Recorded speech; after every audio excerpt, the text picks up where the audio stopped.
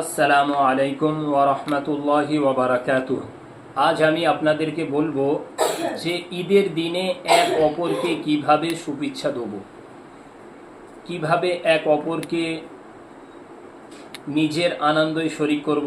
তো আমরা সকলেই জানি যে এভাবে আমরা এক অপরকে দোয়া এবং শুভেচ্ছা জানাতে পারি। এক নম্বর এই দোয়াটি বলবো, তাকাব্বালাল্লাহু মিন্না ওয়া মিনকুম আজমাইন।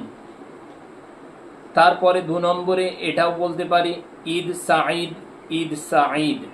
তারপরে 3 নম্বর এটা যে ঈদ মুবারক, ঈদ মুবারক।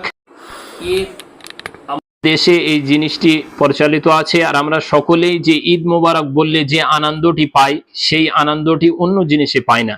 তো এই কারণে আমরা এক ঈদের দিনে যখন এক অপরের সাথে দেখা হবে তখন সকলকে ঈদ মুবারক বলে ঈদের শুভেচ্ছা এক অপরকে জানাবো ইনশাআল্লাহ। আল্লাহ রাব্বুল আলামিন আমাদেরকে সেই তৌফিক নসিব করুন।